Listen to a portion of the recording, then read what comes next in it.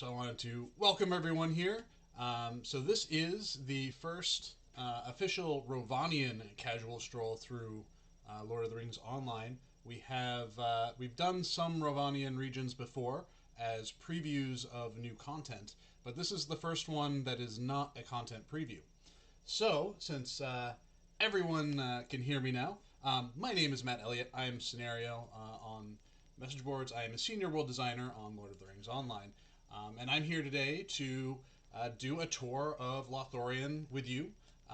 This is a world design focused stream. For anyone that hasn't been here before, that means that as we run around and explore this region, we are going to be talking about Lothlorien. We are going to talk about the process of world design, world building, how we translate the maps of Tolkien into a game set in Middle Earth.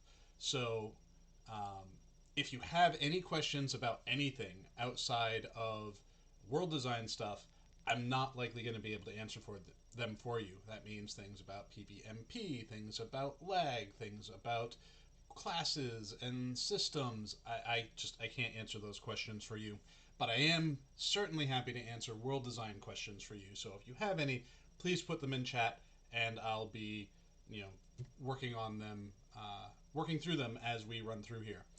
I think Lothlorien is kind of one of the more unique areas where, unlike other regions that we've been to, I don't think I'm going to be as pressed for time and needing to rush through the region quite as much as I have before, because a lot of other regions have a lot going on in them. And Lothlorien is much more of a chilled out and relaxed region compared to everything, especially on the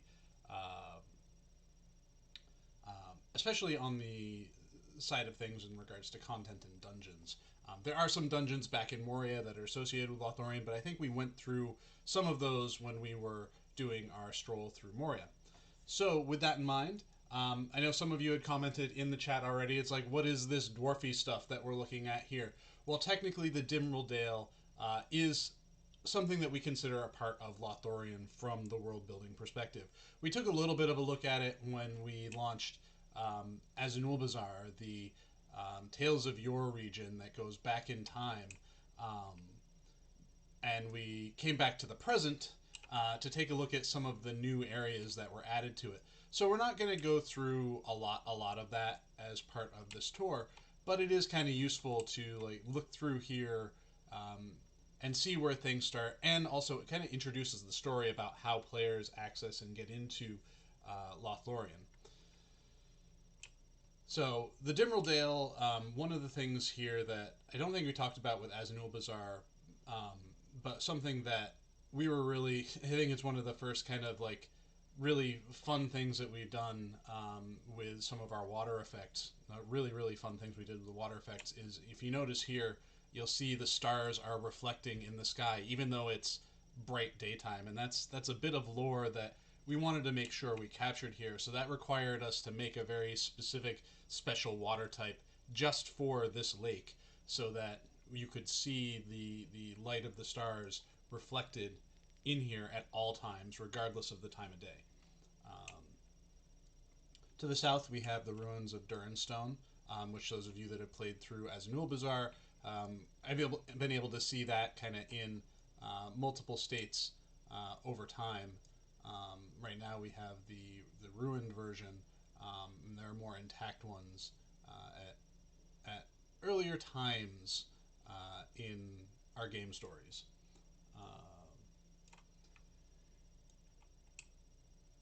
So we're running through here. So quick answer to Druid's Fire. She was asking if I use XSplit or OBS. I'm currently using XSplit. Part of the problem is when I was upgrading my system, I basically have a new tower and new, motherboard and whatnot, and had to bring over my existing stuff. And part of all of getting that set up, it reset a bunch of things, which I think at the time it was XSplit was looking for my headphones and not my camera's speakers or camera's microphone.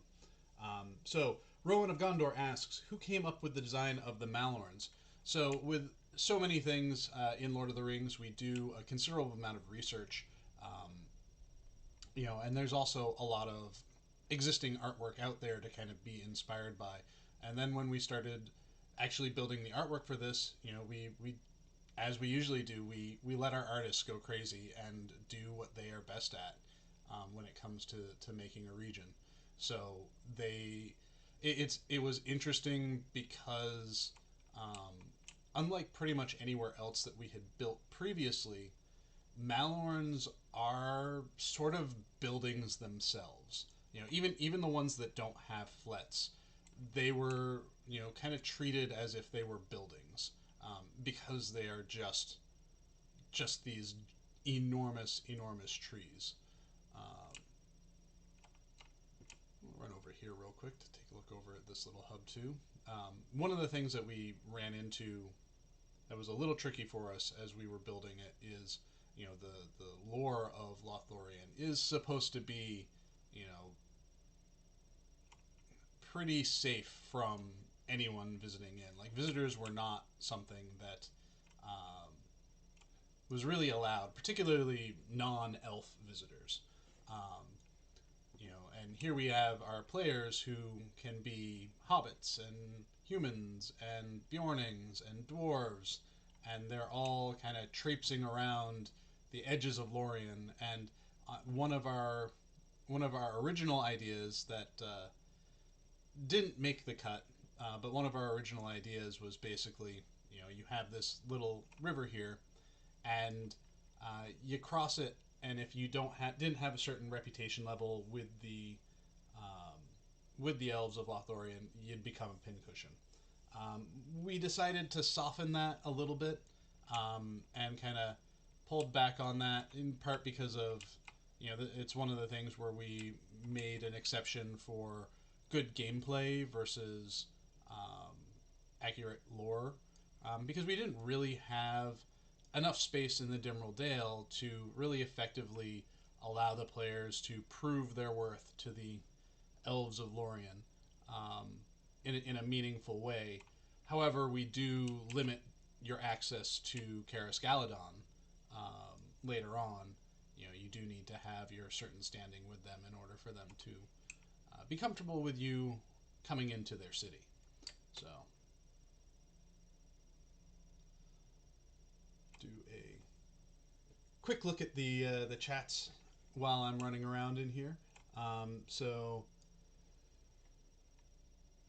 I've never been able to figure out from this side, which peak is Zirak Ziggle. I should probably know this, but honestly, I could not tell you right off the top of my head which one is which. And I suspect that I will get scolded by Maid of Lions for that via our work chat very shortly.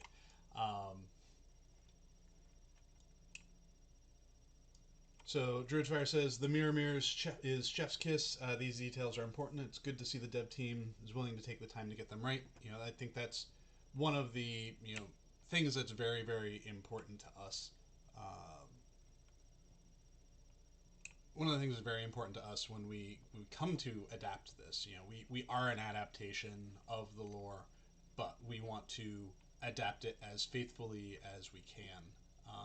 And sometimes we're not able to always 100% adapt in the way that it's written because we are making a game, but at any point possible we definitely try our best to make sure that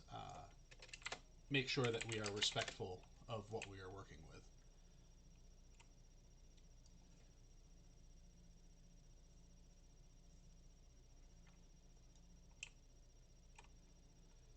So Truthfully OP asks, any chance that we'll revert the Lothlorien elves to kill unless friend? Those were some fun times. I doubt that we would do that, largely because that's not a good experience for players. You come out of Moria, for however long you're in there. It's been dark and it's terrifying, and then you as a player just want a little bit of a breath of fresh air, and then you become a pincushion, and that's a tough pill to swallow sometimes. keep running along the edges of the cliffs here. And birds flying everywhere. We affectionately call stuff like this bird cannons. We also have bat cannons. Oh, what are you? You're one of our rares. I don't think we have bug cannons yet.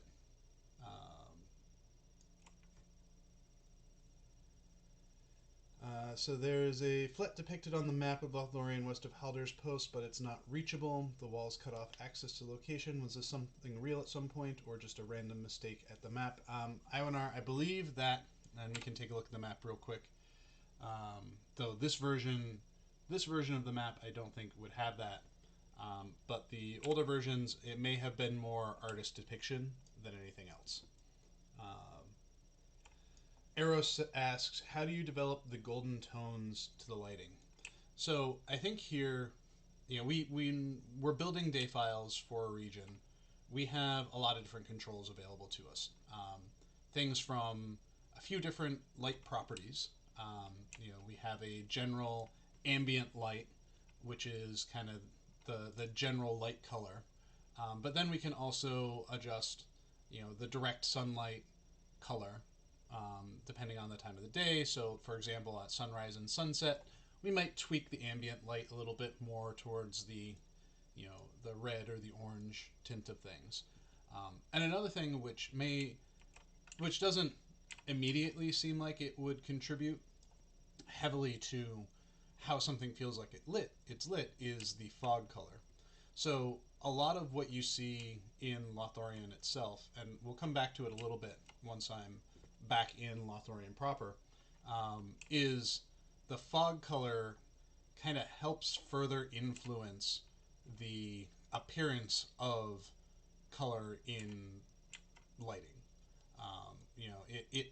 The fog adds a lot of that yellow gold tint to everything as you're going through there. X4711 asks, what is the maximum amount of polygons that Lotra allows for a frame? I do not have those numbers handy for you off the top of my head, so I won't be able to answer that specific question.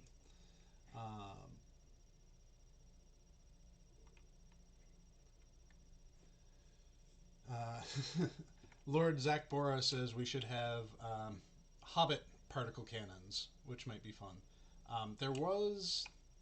I remember working in Asheron's Call. There was a. We'll pop into this dungeon real quick. Is this a dungeon? I don't remember if this is a dungeon or not. It is not. When I was working on a game called Asheron's Call, one of Turbine's games, and one of the first games I worked on, there was there were a couple of chests in the game that when you open them, you'd get a particle effect that swirled around you, and the particle effect was like a face, like a picture of one of the developers' faces, and it would just like swirl around you and go away. And there was a lot of like talk about like what that effect like would actually do to someone. Very similar to things like the Lucky Horseshoe here in this game. So Captain Kieran says, for whatever reason, you can't find Boromir after you talk to him in the epic story in Lothlorien. Was that an oversight, and where does he go? That is a question for one of our story people, more so than me. We have a lot of moving parts in regards to our story, and it can be very hard to keep track of where everyone is and what everyone is doing. So I would say, unless I'm told specifically otherwise, he's somewhere. Maybe just not available for you at that point.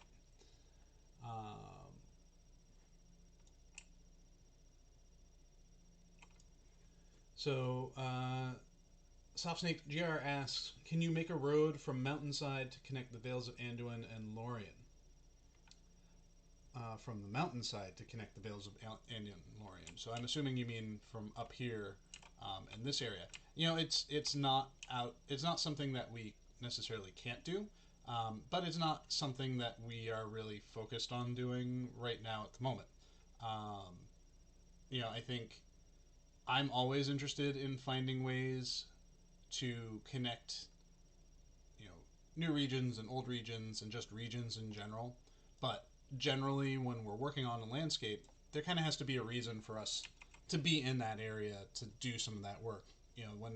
When I first came back to Lord of the Rings, and I did the work, kind of sort of revamping the world look of Breland, it was because we were preparing for the launch of the Legendary server. So a lot of the times when you see us going back and tinkering on those sorts of things, we have a purpose and a plan behind it. It's not just like someone had some free time, because free time, what's that? Uh,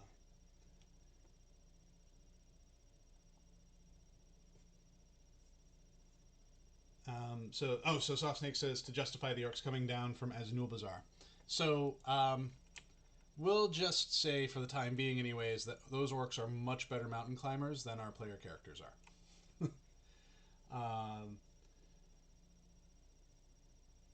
So let's see. So yeah, Ionar notes. So Lorien is connected to the Vales of Anduin along the block path that was unblocked in the northern corner. So this is something that I talked about before in regards to kind of um, foreshadowing new regions and whatnot. We always try to like to find places where we can show that connections exist without them being present. And I think this, when we were building the Vales of Anduin, this was a very kind of natural connection point for us. We felt like that was a good spot for us to connect things. Can I go up here? I'm going to go up here. So you notice right now I'm running around kind of the outskirts of Lothlorien. I'm not going right into the center of it yet. We do have, like I said, we do have time, so this can be a little bit more of a leisurely paced stroll through things.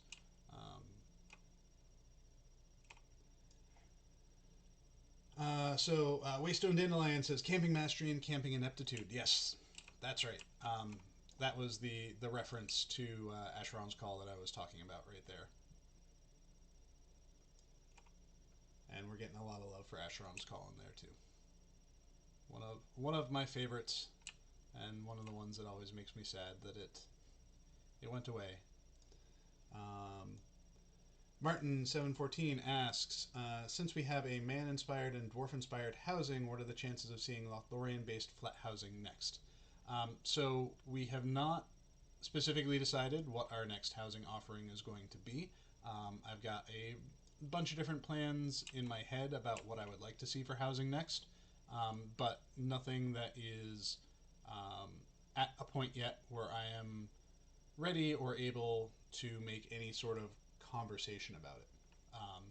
Definitely would not expect to see, for neighborhood offerings, would not expect to see another human focused or dwarf focused neighborhood as the next one.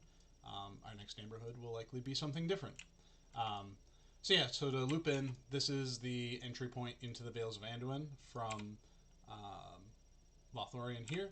Originally, this was a much less detailed pass that was closed in by rocks, but we cleared those out and used this as our access point into the Vales of Anduin.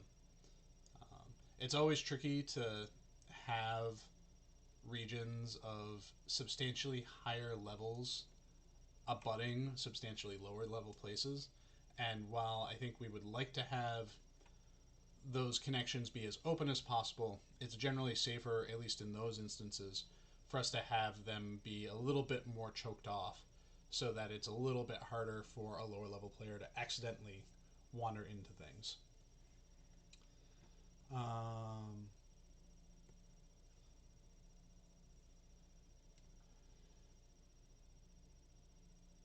Evil Cone Evil says, "Hey, I recently started playing Lotro slowly as a big Tolkien fan that knows all about the lore. One of the things that keeps pushing me away is genuinely the UI quality and crafting screens. I don't mind the older graphics, etc. Sometimes I have serious issues seeing the icons or items on my screen. Are there any plans to update the systems to be more up to date with other MMOs and to be more new player friendly?" I can't answer that specifically. I know some of the topics that you have mentioned there are things that we have awareness of, and that are things that are in discussion amongst some of our UI folks. But beyond conversation stuff, I don't have any awareness to answer your question for you, and it's also not something that's really in my wheelhouse to answer. I wouldn't be comfortable putting an answer out on it since I'm not a subject matter expert. So Lord Zach Bora asks, why are some animals protected and others not? It always confused me, like in the past certain age, it's okay to kill. Like, is it, like, past a certain age, it's okay to kill? So one of the things that we wanted to try to be aware of in Lothlorien was the idea of, you know, I think a lot of content in, not just in Lotro, but in MMOs in general, focuses heavily on kill tasks. You know, you get a quest, go kill 10 things. And I think one of the things that the designers were trying to do with Lothlorien was to make it a little bit more mindful, make the players a little bit more mindful of what they were doing, the targets they were going after, so that, because it just didn't really feel like right thematically in Lothlorien to have kind of just wanton slaughter of enemies or of animals in here. But it was also because this is a protected region. Wildlife is really the only thing we can really have here in the center of the forest. We don't want to have wargs and orcs like trying to get in, because that's counter to what this region is. This is protected by the elves.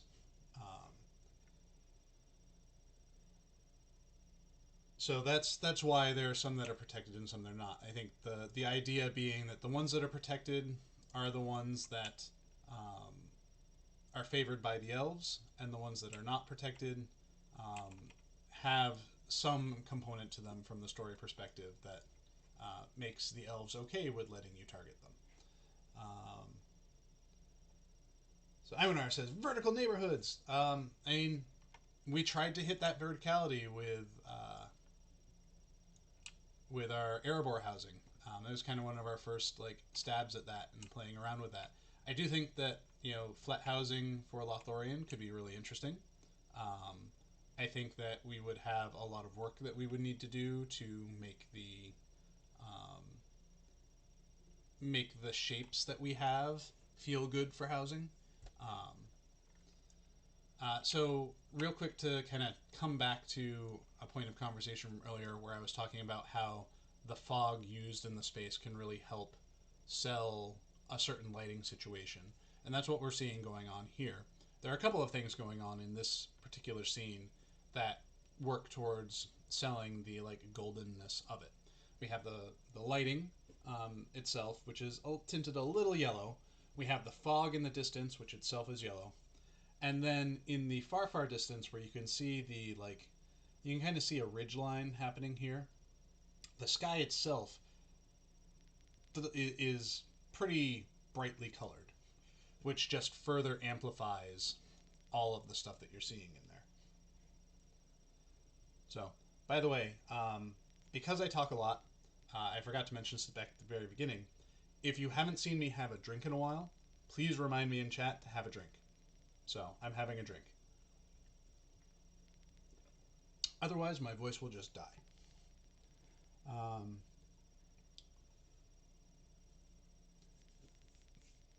So we're seeing a few chatter, some chatter in the chat about different styles of housing. Certainly, there's the elf housing. Someone brought up Mordor housing. Another person brought up Forest Shell housing. You know, and I think all of those have interesting ideas behind them and interesting settings that could be put in them. Like, I've got myself a document that is my like future planning document for all the places that I'd like to put housing and the types of housing that I'd like to do. But that is not appearing for a little while.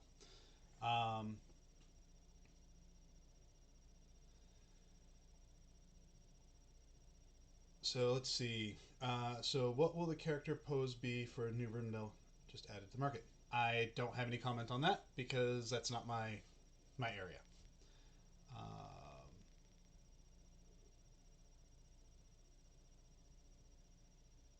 So let's see. We'll go down through some more comments here. Speaking of fog, it's really cool to get the Forest Shell fog and then visit other parts of Middle Earth like Lothlorien from Ironar. So yeah, that is a bug that we think we know what the root cause of it is, but it's never really kind of bubbled up to a level of priority where we've felt the real need to fix it, because it really impacts the individual that it happens to, and usually when it happens to someone, they're trying to do it intentionally for a certain look, and the issue is resolved by logging on and off. So it's never really become a huge priority for us to be like, let's fix it.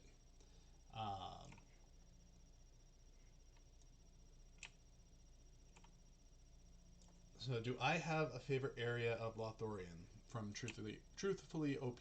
Well, we're at Cairn Amroth, which I think is one of my favorite spots. I also like Galadriel's Garden. We'll go up here while we're here. I think one of my favorite parts about this space in particular is the view you get from it. I wish we had a better way to handle the sky, because really up here it shouldn't be quite like this. It shouldn't be quite as blown out, but I do like just this feeling of like being up above everything. It's one of the things that, like, from reading The Hobbit and watching the Rankin Bass Hobbit animated movies, the scene where Bilbo like climbs up to the tops of the trees and kind of gets that view out over the forest, like this particular spot here for me feels a lot like that kind of experience. And I think there was something very, very evocative in the imagery of that. Just like they were climbing up through the darkness, and they came out and they got this view. And while Lothlorien is anything but dark, seeing this kind of hits me with that same kind of nostalgia.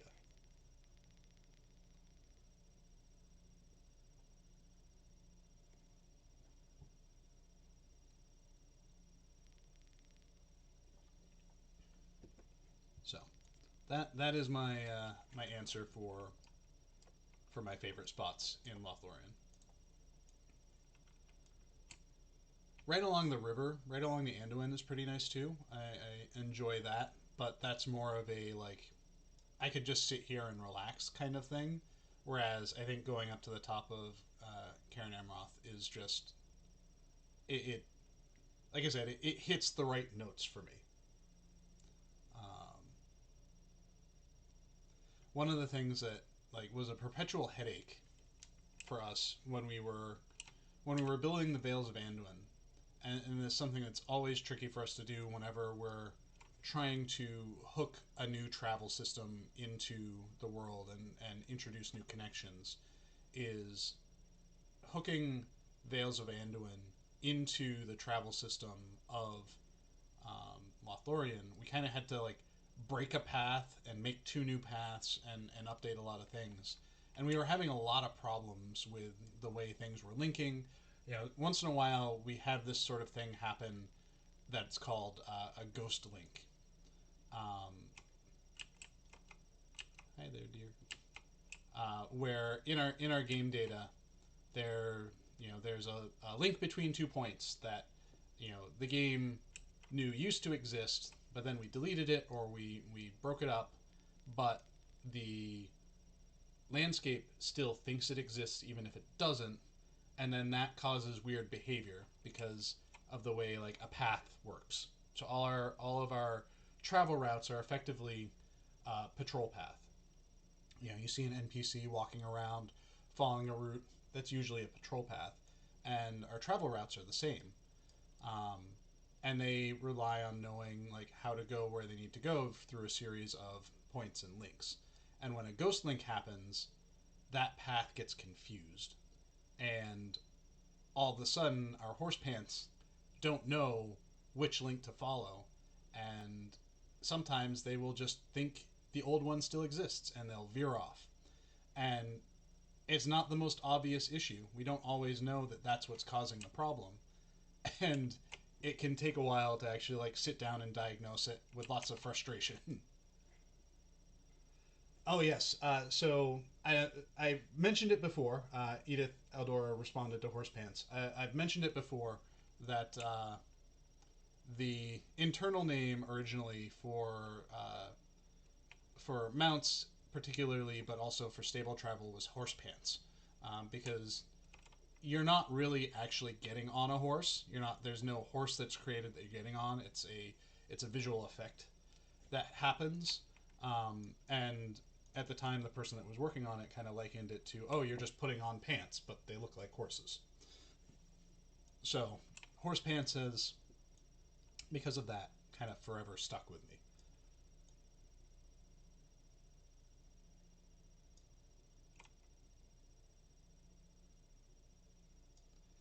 The ride from Oscaruth to Forsaken Inn used to start going in circles about halfway through. So Iwanar's response there. So that was a very different issue. So with that issue, what happens is when you're on a path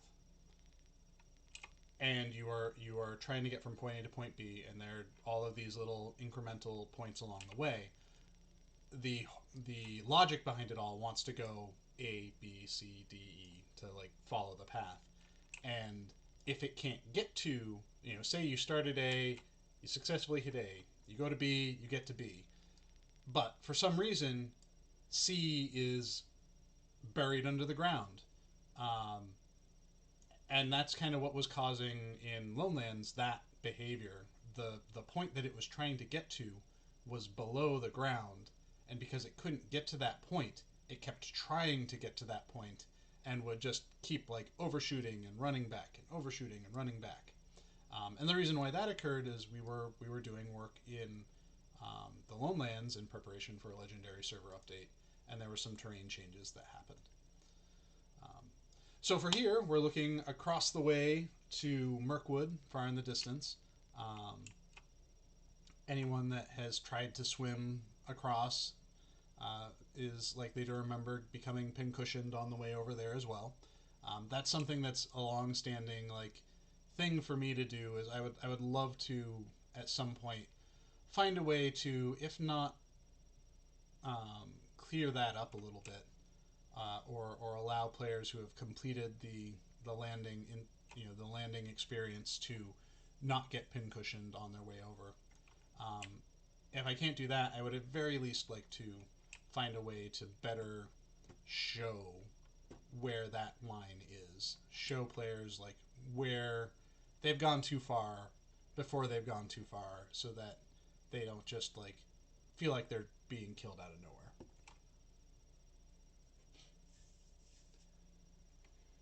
So the idea.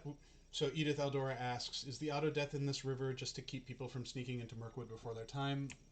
Generally, yes. So the idea behind the Mirkwood landing was it was kind of like Arch It for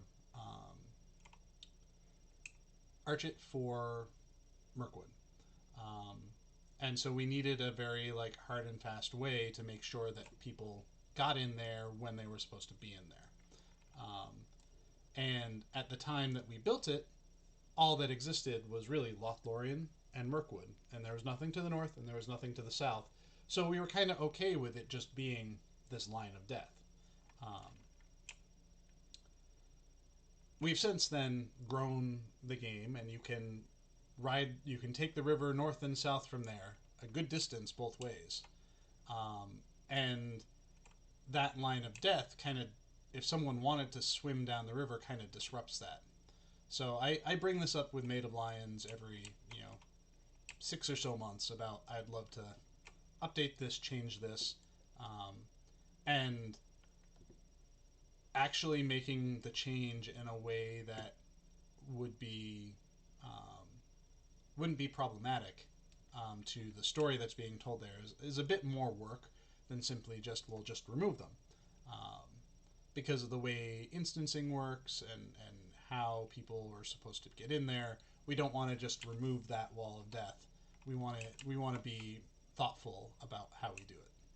So I don't have any ETA on when we'll actually address that, but it's something that is a long-standing like thing I would like to do if we found the right fix for it.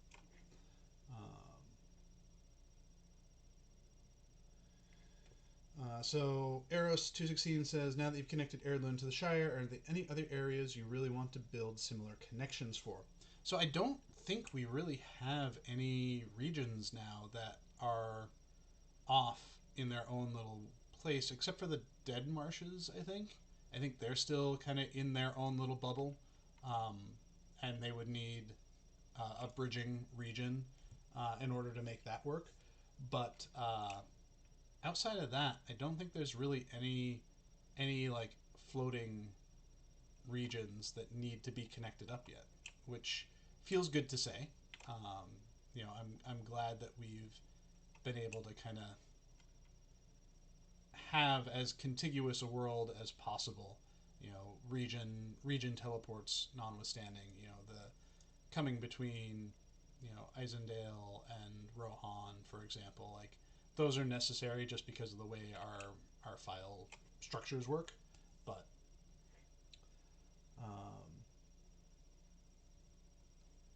we'll go down through here. A couple more comments. Druidfire says, imagine the phasing of content makes it more difficult, like trying to cross the Anduin near Caandros, which version of the field of Carmelin you're supposed to be at. Yeah, I mean, phasing, I think phasing is a great tool for us.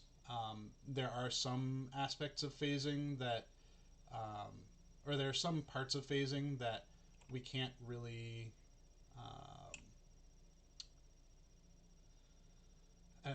compartmentalize quite as well as we would like. Things like we can't do phased enemies because they'll still aggro regardless of whether or not they're phased. So then you'd just be getting attacked by an invisible orc kind of thing. That's why a lot of times we will have like quest events that will summon a creature as opposed to having a creature like phase. Or we'll have an NPC that will phase in at a certain point, and then once you advance a quest through it, it'll flip it to be something attackable, that sort of thing. Narrowfind, any chance of ever getting boat routes on the Anduin like we have on the Brandywine and Evendom? I would say at some point that would be something I would like to do. Actually, one of the ideas that I've had, and I don't think I'll be able to get in yet. No, I'm going to have to cheat my way in. But one of the ideas I have for a stream is to do like river journeys. And maybe by the time we get around to doing the Anduin river journey, because we still have to get through Ravanian, we still have to get through Gondor, we still have to get through Mordor. We have all of these regions to explore. And then, if I'm still doing these streams at that point, I'd love to find like other kind of more interesting thematic streams to do. Take a theme and follow that theme through for the stream. So, example, going down the Brandywine, going down the Anduin, those kinds of exploration streams instead.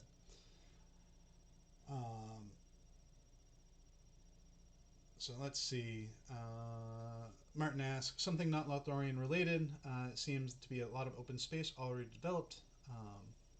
Will we see these open spaces developed in the future? So we have a lot of landscape around the world in general. I think one of the benefits of kind of having built Lord of the Rings on top of the work we had already done for Middle-earth Online is we already have, at least in Region 1 in Eriador, we already have a pretty good like layout of where everything should be, and it's just a matter of us kind of placing things on top of it and kind of recreating based off of that. There's space between North Downs and Lonelands. There's space between Foreshell and Ered Luin and the Shire. Like there's a lot of little chunks of space that we can fill in, and it's always about finding the right times and opportunities to fill those spaces in.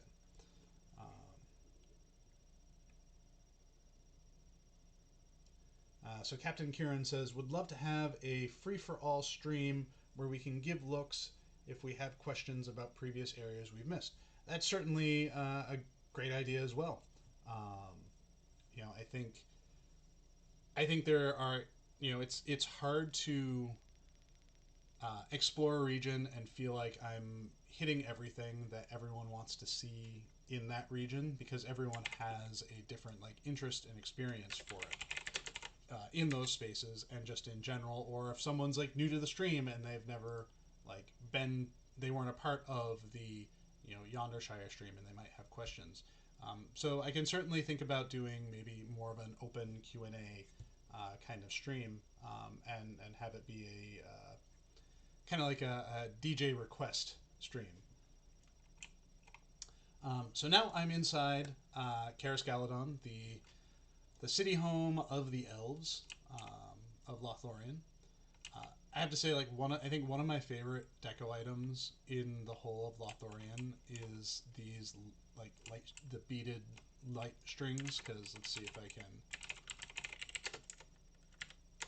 We'll set it to nighttime. Yeah, they light up at night, which just like I like it. There's, I mean, in general, Lothlorien has so much glowiness going on with it.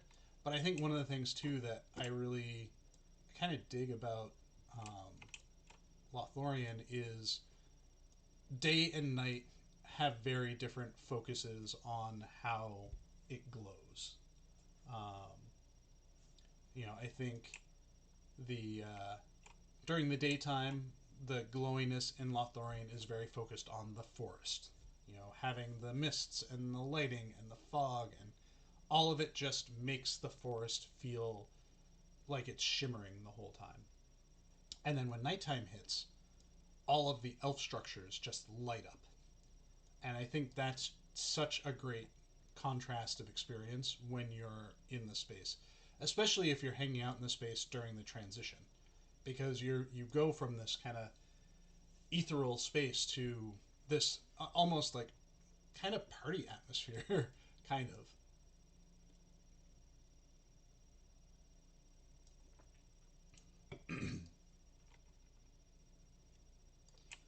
All right. Well, since I am not on a live world right now, I am gonna rocket jump my way around a little bit. I think if there was one thing I would like reconsider with Lothlorien is, and this is something in general that I've been thinking a lot about lately, is functional structures versus structures that look cool. Um, if you look at like Fornost, you look at some of the ruins in the Lone Land.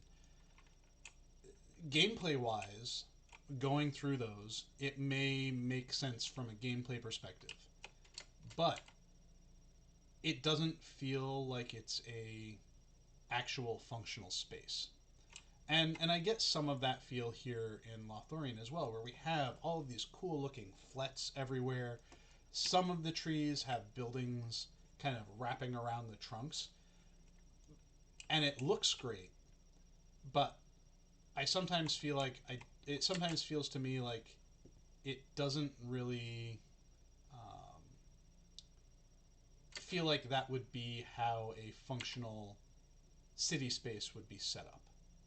And so as I think about stuff that I'm building in the future, it's something that I'm trying to be a little bit more aware of as I build the stuff that it's something too, like we've got some stuff right now that I've been working on that's in our Palantir players' hands, and it's something that as they've been exploring that stuff, they've been noticing and kind of appreciating that effort into trying to make it feel more like a functional living space or an actual space.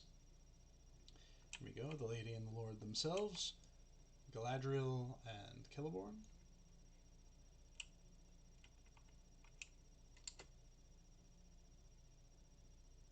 Don't try this at home, kids. You'll do more than break your ankles.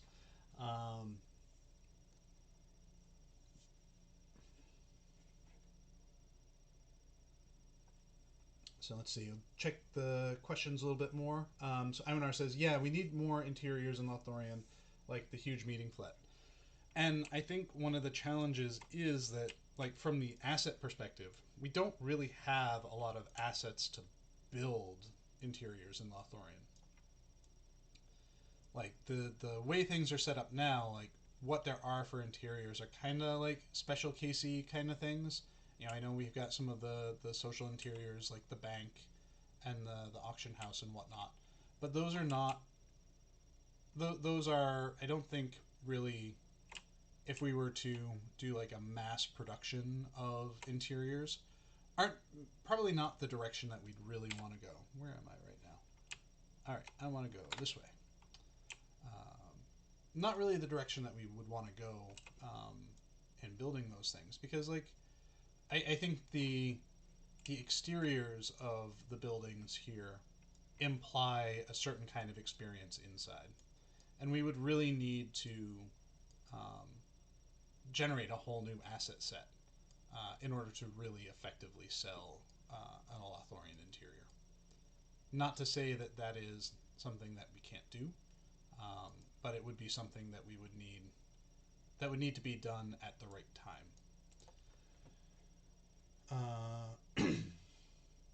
And yes, Druid's Fire, OSHA violations everywhere. That was something I was looking to address with Gundabad, at least in the areas of Gundabad that I built. So Kiefer asks, will we ever be able to enter the House of Celeborn from the landscape and not just from the Allegiance teleport? I'm not sure about that. I don't know what, if any, restrictions there might be on that sort of thing. I know with the Hall Under the Mountain, at least until the other extant portions of Erebor were built, that was the Erebor interior, and anyone could access to it. So there may be nothing precluding us from doing that, but it would be something where a conversation with content would need to happen first to make sure that that it wasn't stepping on anyone's toes. And speaking of, here we are in the Court of Celeborn. The artists that built this space really outdid themselves. This is a fantastic interior, and you know, as we were talking about having Lothlorien flat housing, for example, like this sort of treatment kind of feels like the thing that people would want when they come into an elf house and or a Lothlorien house. And you know, this is a one-off asset, so we would really need to have a modular set made available so that we could build something evoking this this kind of experience. I don't think we could do something like the social interiors, like the auction house and whatnot, because those are very much old school elf housing interiors, kind of dressed up to look like they belong in Lothlorien.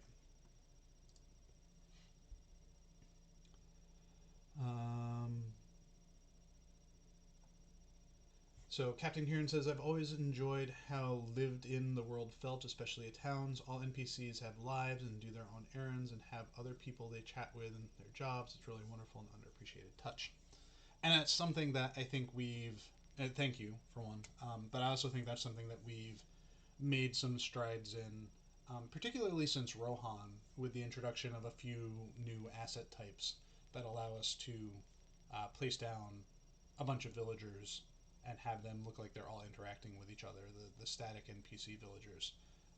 Because prior to that, anytime we would want to do that, we would have to hand place a lot of either very expensive entities from a scripting and animation perspective, or NPCs, and have them doing the interactions, you know, and hand doing the interactions, which populating, you know, a whole town, populating a Caras Galadhon, populating a Bree town with those sorts of interactions takes a lot of time and effort to do. Not to say that the effort isn't worth it, but having tools to help support and streamline that has helped us be able to do that more effectively, more broadly. Ionar says it was awesome to see Gwaihir up close in the epic chapters of that location. Yeah, I think Galadriel's garden in particular has a lot of great hooks in it, and it's something that um, is an aspirational space to visit very early on because of its appearance in things like Archit. Um,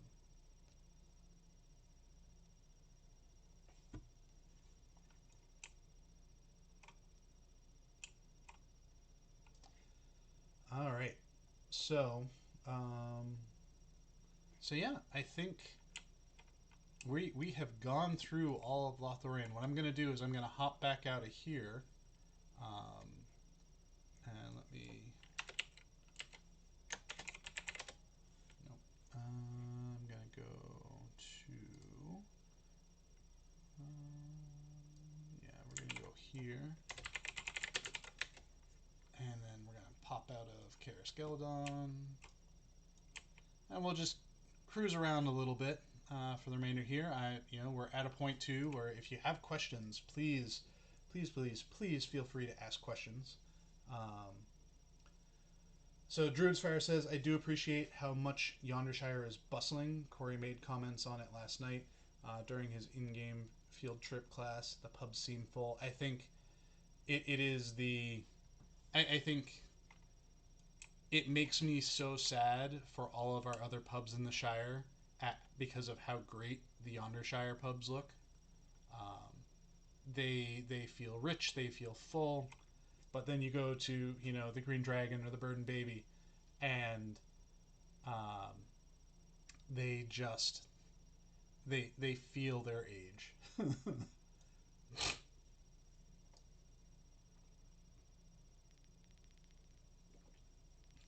So I did want to point out the voting on this was ridiculously without question that Lothlorien was where we were going to go first. I have not decided yet whether or not I am going to put up another poll or if I'm just going to go down the ranking.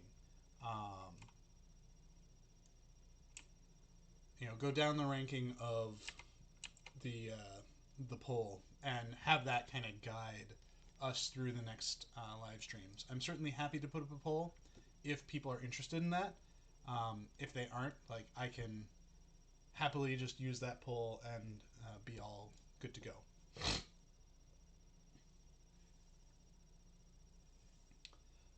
Let's see. So someone mentions drunk elves in Lothlorien. I'd admonish them every day. It seems that is true. They do like their parties, though I notice they're doing it very far away from Caras Galadhon. So, Softsnake asks, why didn't you add Lórien in Blood of Azog map? I would love to see Snowy Lothlórien version. We didn't add Lothlórien because that wasn't the story that we were telling. The story in Lothlórien was very much focused on Aznul-Bazar and the war going on there. I think if we had added anything, it would have been, oops, you got too close to Lothlórien, you're a pincushion now. Which was something that we had talked about. But in the interest of kind of sparing ourselves a little bit of extra development time, we opted to not go with that. So yeah, I mean, if people are okay with going down the rankings, I am certainly happy to go down the rankings, and it definitely makes it easier for me to prepare all of my collateral images in preparation for it. So maybe that is what I will do. We'll go down that ranking. We'll just have to remember the rankings. So yeah, we're getting close to the end here. I've kind of run around all of Lothlórien, so I don't have anywhere else specifically that I wanted to go. Like I mentioned, Lothlórien is really one of those regions where we don't have a lot of dungeon content associated with it. Most of the dungeon content that was associated with Lothlórien ended up being in Moria itself. which, you know, pros and cons to that. Like, there's certainly a wealth of cool places to go in Moria, but at least at the time this was released, I think people were a little burnt out on Moria. Kiefer says, will Lorien housing be and when? Um, I cannot talk about when we would have Lorien housing because it's not in my immediate plans. I have other things that I need to do first before I think about any other new housing items or housing neighborhoods. I do have a list of housing items that I want to get out for the fall. And that's going to be something that I'm putting on my plate within the next couple of weeks. But as far as new neighborhoods, that's not going to be in the works for a little while still.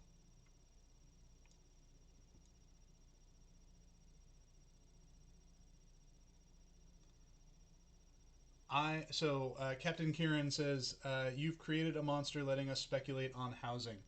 I mean, I don't think that you needed me to speculate on anything regarding Lord of the Rings. There seems to be plenty of speculation going on about many things, about what we're doing next, where we're going, etc., etc. So, including housing and other regions. So speculation is there. You didn't need me for it. So Edith Eldora says scaling of housing items would be great. Some of the wedding items are humongous. One of the things that I would love to do is there are a few additional features for hooks that if I could get those features, I would love to have them, but it's a matter of time for it. Things like I would love to allow players to adjust the scale and mapping position of their wallpapers and floor surfaces, for example. I think that would be a great addition, and rotation of those surfaces. I think that would be a great addition for those things to allow players a little bit more control over the decoration of their spaces. So yeah, there is no shortage of ideas for things. It's just a matter of time and priority to get those things done. I've got my requests all in. I just have to get through some. We have to get through some other engineering fixes first. So, all right, everyone. Well, with that in mind, I will leave you off here with this view of what our next casual stroll is going to be. Let me just double check to make sure that's actually where we're going to go. So that I'm not setting myself up for anything. That's not the right website. This is the right website. But anyways, I want to thank you all for being here. Thank you for asking your questions, for hanging out, spending time with me, and taking a look at Lothlorien with me. So hope everyone has a great week, a great weekend. For those of you in areas that are feeling a bit warm right now, I hope you're staying cool. It's a little bit warm in here, but we're making it work. So I hope everyone has a great day, and thank you for being here. Have a great day.